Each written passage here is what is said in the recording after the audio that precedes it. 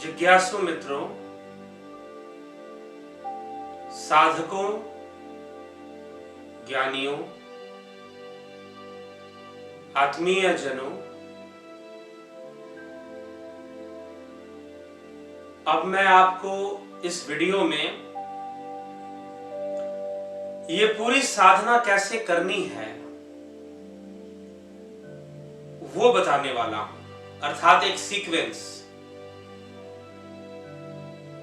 और आपको कितनी साधना करनी चाहिए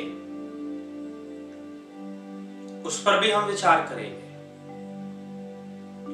तो प्रयास करें कि 24 घंटे में कम से कम 2 घंटे आप निकालें। कितने घंटे? 2 घंटे, सुबह 1 घंटा और शाम को 1 घंटा इस साधना के लिए, अतीन्द्रिय साधना, ट्रांसेंडेंटल मेडिटेशन की बात कर रहा हूं। कम से कम रात्रि में सोने से पहले अवश्य साधना कर लें। तो साधना का समय और कुछ सावधानियां क्या हैं वो आगे के वीडियो में आपको बताई जाएगी, परंतु इस वीडियो में बताने जा रहे हैं कि साधना, अतीन्द्रिय साधना, ट्रांसेंडेंटल मेडिटेशन आप कैसे करेंगे पूर्ण। अभी तो कई क्रियाएं आपको बताई गई, लगभग 5-6 क्रियाएं बता दी गई, लेकिन आप पूर्ण कैसे करेंगे, स्टार्टिंग कैसे करेंगे, एंड कैसे करेंगे। तो मान के चलिए कि आप पूरी तरह से 1 घंटे की साधना कर रहे हैं, तो आप अपनी साधना की प्रक्रिया कैसे स्टार्ट करेंगे वो मैं बता रहा हूं। और इसमें सबसे पहली क्रिया जो है वो आप करिए। कौन सी क्रिया आप सबसे पहली करेंगे? डबल ब्रीदिंग की क्रिया। डबल ब्रीदिंग जो पहले बताई गई थी, यद्यपि उसको हमने गाइडेड मेडिटेशन में बताया, लेकिन आपको शुरुआत उसी से करनी है। डबल ब्रीदिंग करने के बाद आप प्रणव साधना करेंगे। और प्रणव साधना आप मान लीजिए कि 1 घंटे के लिए बैठे हैं, तो पूरा 1 घंटा आपका प्रणव साधना चलता रहेगा। प्रणव साधना के साथ साथ आप अमृत साधना भी करेंगे। और फिर इन दोनों को करते हुए आप बीच में लगभग आधे घंटे बाद आप ज्योति साधना करेंगे, जो दिव्य चक्षु की साधना है। दिव्य चक्षु साधना करेंगे, ज्योति साधना करेंगे। और फिर उसके बाद आप नाद साधना करेंगे। तो प्रणव साधना, डबल ब्रीदिंग,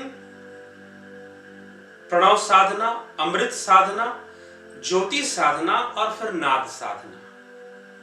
इस प्रकार से यह सीक्वेंस होगी इन 5 की। स्टार्टिंग किससे? डबल ब्रीदिंग टेक्निक से स्टार्ट करेंगे, फिर प्रणव साधना करेंगे, साथ ही साथ प्रणव के साथ ही साथ अमृत साधना भी करेंगे, फिर ज्योति साधना और फिर नाद साधना। ये सीक्वेंस समझ ले, दिमाग में फिट कर ले कि इस सीक्वेंस में चलना। कहने का मतलब ये कि तुरंत बैठते ही आपको ये ज्योति साधना जो बताई गई थी, ज्योति क्रिया और नाद क्रिया जो बताई गई थी, तुरंत बैठते ही उसको नहीं करना है। पहले मन को अच्छे से एकाग्र करना है। और उसके लिए आपको डबल ब्रीदिंग टेक्निक और प्रणव साधना और फिर अमृत साधना करते हुए ज्योति साधना और नाद साधना करनी है। तो आइए शुरू करते हैं। मैं संक्षेप में ही करके दिखा रहा हूं, मैं ज्यादा लंबा नहीं करूंगा, लेकिन आपको यह क्रिया कैसे करनी है, डबल ब्रीदिंग से आप स्टार्ट करेंगे।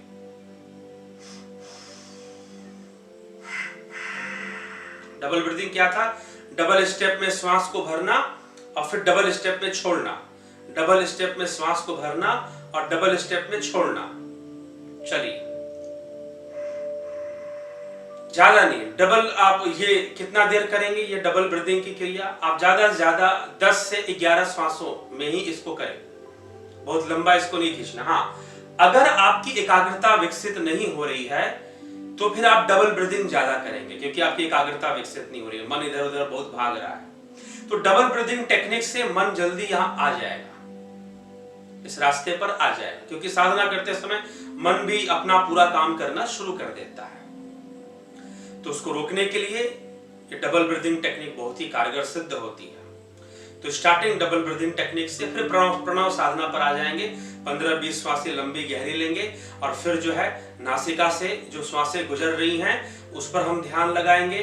फिर जो श्वासें जहां तक जा रही हैं, जहां से लौट रही हैं, उस पर ध्यान लगाएंगे और फिर नॉर्मल आती जाती श्वासों पर पूरा हम ध्यान लगाते रहेंगे, उसी में हम खो जाएंगे। इस तरह से की जाती है प्रणव साधना। और उसी के साथ खेचरी जो अमृत साधना है, वो भी जिह्वा को मोड़ने वाली क्रिया, उसको भी कर लेंगे। और फिर बाद में इन सब को करते हुए ज्योति साधना और नाद साधना का अभ्यास करना है। तो मैं संक्षेप में प्रैक्टिकल करके दिखा रहा हूं आपको।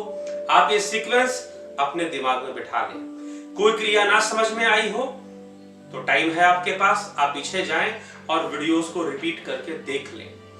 1 महीना खत्म हो जाए आपका, आपको लगता है, अगर आपको ना जरूरत हो तो दोबारा ना देखें। अगर आपको लगता है कि नहीं मुझे फिर से सब कुछ रिवाइंड करना है, फिर से सब कुछ जानना है, तो दोबारा आप मेंबरशिप ज्वाइन कर फिर से सारी चीजों को 1 महीने के लिए आप ज्वाइन कर फिर से सारी चीजों को देख सकते हैं। ठीक है।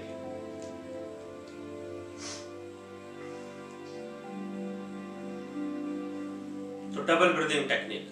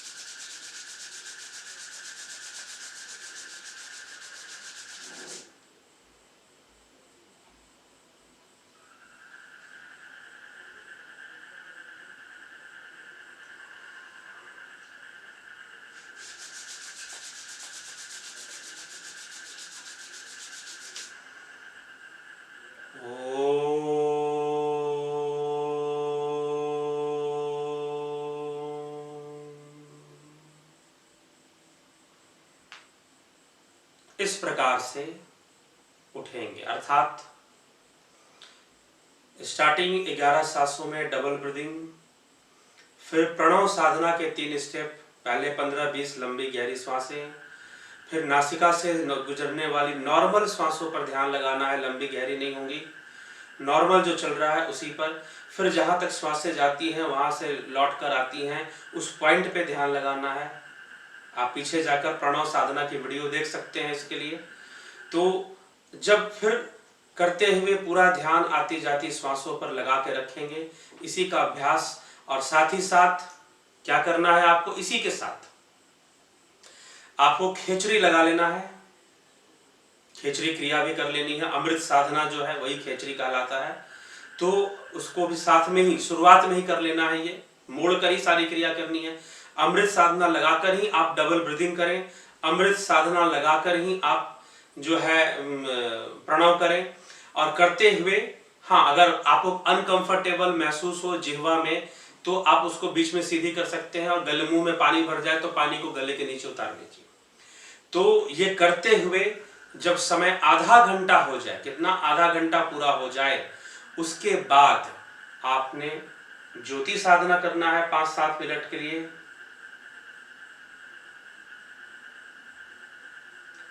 फिर हाथ नीचे कर लेंगे, फिर 5-7 मिनट के लिए करेंगे।